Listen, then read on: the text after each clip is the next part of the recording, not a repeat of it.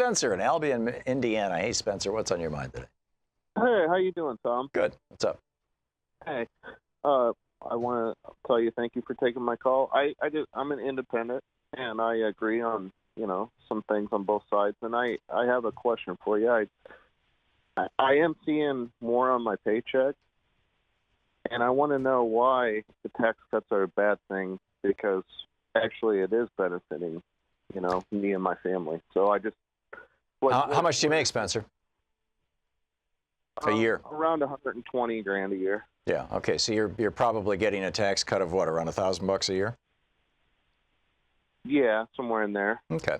So you think that? Well, okay. Here's a couple of reasons why this is not a good thing. Number one, you are starving our government, yours and mine, of the money necessary to do everything from fill potholes and run police and fire departments, to have good schools, education, basically all the stuff that keeps America America is being cut back, and being cut back radically, with the singular exception of our military. Number two, in order to fund this tax cut, literally every penny of it was borrowed. It's a $6 trillion tax cut over a decade, the first $1.5 trillion in the first 2 years, which we're seeing right now. All of that is being funded by buying treasuries. It's going to have to be paid back with interest. The interest is going to be another $1 trillion, and that hurts our country. In fact, that may provoke a crisis for our country. We're at the point now with over $20 trillion in debt, where if interest rates go up 2 points, and they certainly have in the past, in the 70s, the prime was all the way up to around 8 or 9%. Right now it's in the neighborhood of 2%. If interest rates go up another 2 points, the interest on the national debt, the annual payments of interest, will be greater than everything that we pay to fund the Pentagon, all of our wars and everything. And that's mind-boggling, and it's not good, and it's not healthy.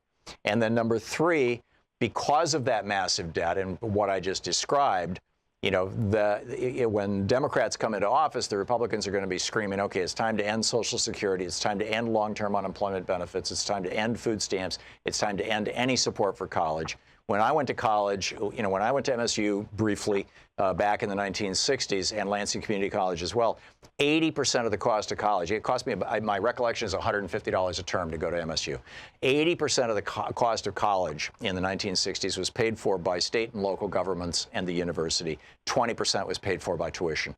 As a consequence of Reagan's policy changes, particularly those who were championed by Bill Bennett, his racist Secretary of Education, now 80% of the cost of education is paid for with tuition, and only 20% is paid for by government. So what we've had is this massive shift away from a society for all of us, where anybody could, my parents were not wealthy. My dad worked in a tool and die shop. He could not afford to put me through college. But I was able to work my way through college to the extent that I did. I ultimately got kicked out, but or dropped out, I suppose is more technically correct. But the bottom line is I was able to do that because in minimum wage jobs, I worked as a waiter. I was a waiter for one day when the waitresses went on strike. But as a dishwasher in Bob's Big Boy on Trowbridge Road in East Lansing, and across the street at the Exxon Mobil station, I changed tires and pumped gas.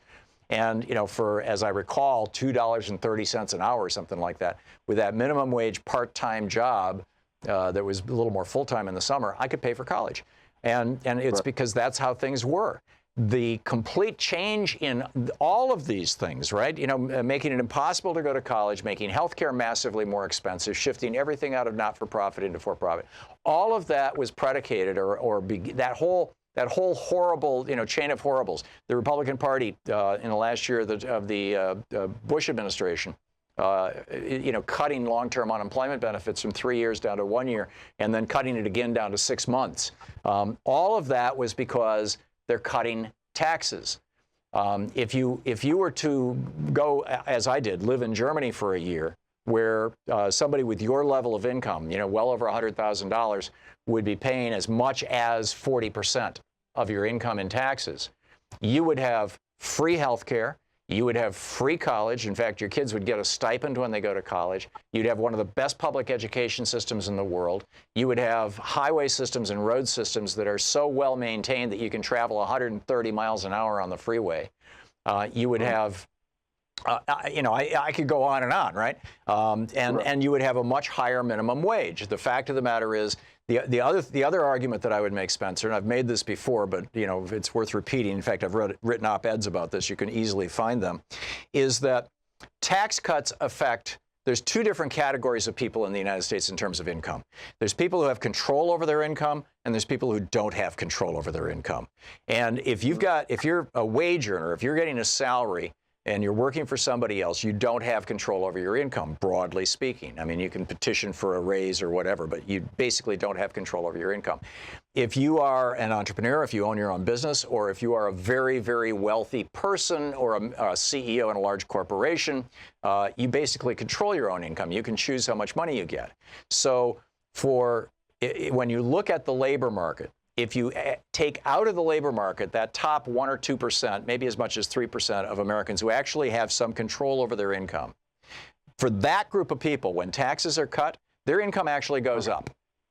But your employer, and let's say that you're working for Acme Company, because I don't want to ask you on the air who is paying you $120 grand a year, but let's say that your employer, Acme, knows that you just got a tax cut that, $1,000 is pretty inconsequential, and it's also temporary, so it's probably not going to cause a huge dislocation.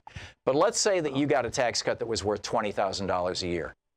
Now, before, with $120,000 of income, you're probably paying around 30% taxes, so you're probably taking home at the end of the day around 85 grand. Am I right, more or less? 70 to 80 grand? Okay.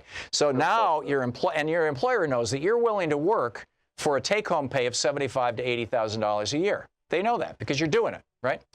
And now, as a result of a tax cut, you're taking home $95,000 or $100,000 a year. Now, your employer knows you'll work for $75,000. So over time, what's your employer going to do, Spencer? They're going to do one of two things. They're either going to cut your wages directly, but that's sometimes very difficult to do, or they're going to make your job unpleasant or uncomfortable or whatever. And when you finally quit that job and you get replaced, you're going to get replaced by somebody who's making $20,000 a year less than you are, because they're then taking the same take-home pay. And you have established that the market for your particular job is worth 85 grand a year take-home pay. So, and you can see this by looking at the tax graphs versus the wage graphs, and I'm talking wages, so we're talking 100%, people who don't have control over their income, going all the way back to 1920. Every time, because in 1920, Harding dropped the top tax rate from 91% to 25%. In 1934, FDR raised it back up to 91%. In 1967, LBJ dropped it down to 74%. And then in 1983, Reagan dropped it down to 25%. Then it slowly floated back up. Every single time, if you look at a 3-year window, every single time working people's wages are cut, over the next 3 to 5 years, working people's wages decline for the reason I just described to you. Similarly, every time working people's wages go up, again, let's go back to your employer. He's paying you 120 grand. He knows you're taking home 85 grand. And let's say that the Democrats come in and they raise your taxes by $20,000 a year. So you're now only taking home 65 grand.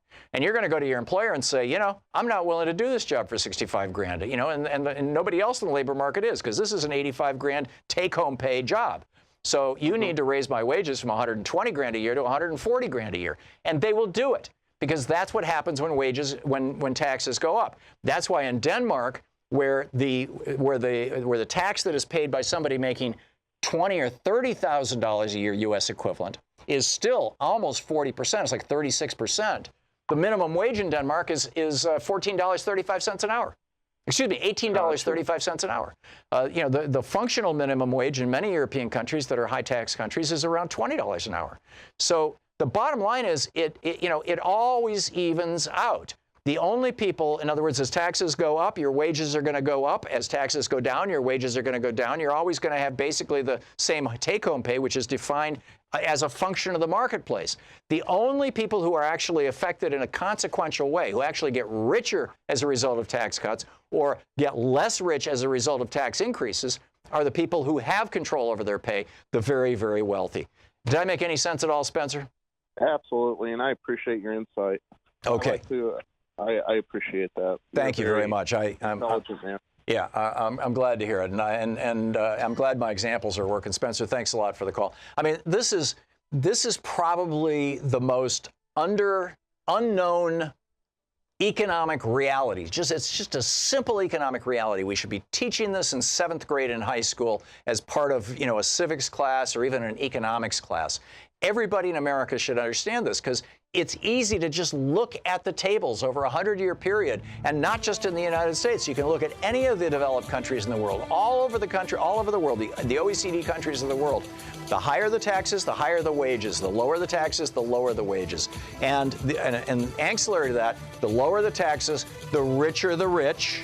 And the higher the taxes, the less rich the rich, and the richer is the middle class. It's just that simple. We need to roll back the Reagan tax cuts and go back to a 74% top rate. We'll be back. You're listening to Thom Hartmann. Visit thomhartmann.com for audio and video archives. We're going to check in with Talk Media News in about 4 minutes, find out what Bob Ney has to tell us. Stick around.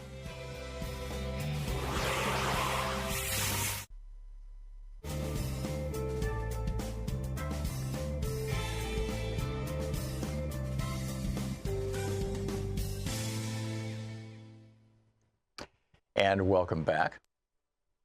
Dave in Joplin, Missouri. Hey, Dave, what's on your mind today? Excuse me.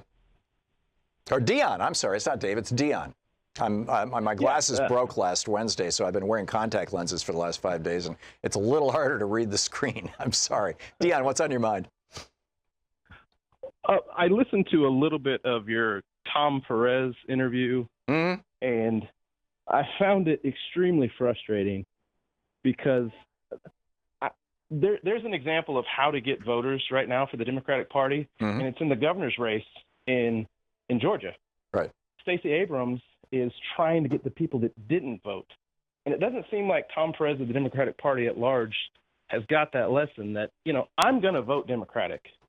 I'm solid Democratic voter. I get calls all the time from my local party, and I've talked to people in my local Democratic Party about what they're doing for voter outreach for people who haven't voted, and there just isn't any. And I know that Claire McCaskill keeps, her strategy seems to be, I'm sort of conservative, guys, so you can vote for me in this red state.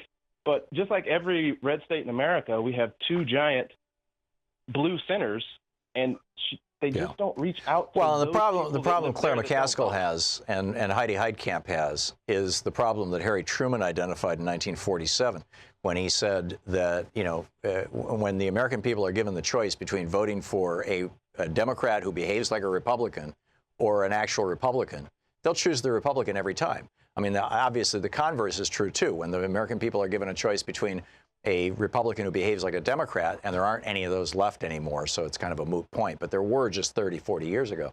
A Republican who behaves like a Democrat or a true Democrat, they'll always choose the true Democrat.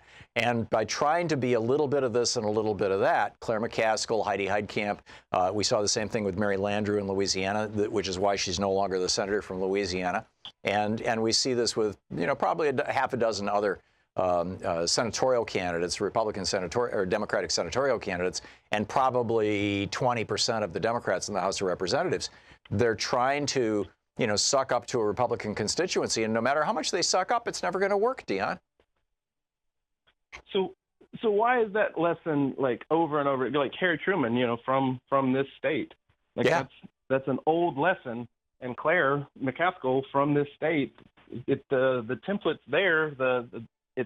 It's pretty obvious. So why is the lesson not being learned? I just don't understand. I think what happened, and I say this with some sadness, but I think that what happened was back in 1992 when Bill Clinton flipped the Democratic Party from being the party of FDR to being the party of basically Eisenhower, of Republican light, and with the Democratic Leadership Council, him and Al Fromm, and they did all this stuff.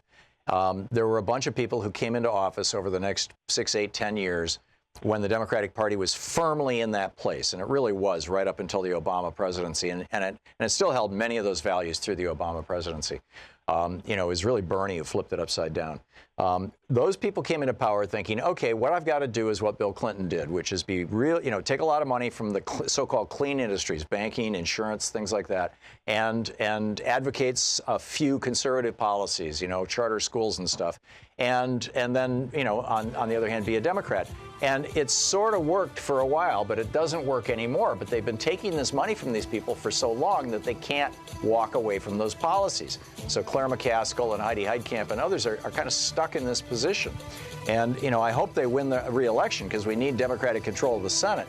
But I really think that by not going all progressive and even repudiating their own past, they have doomed themselves. Dion, thanks for the call.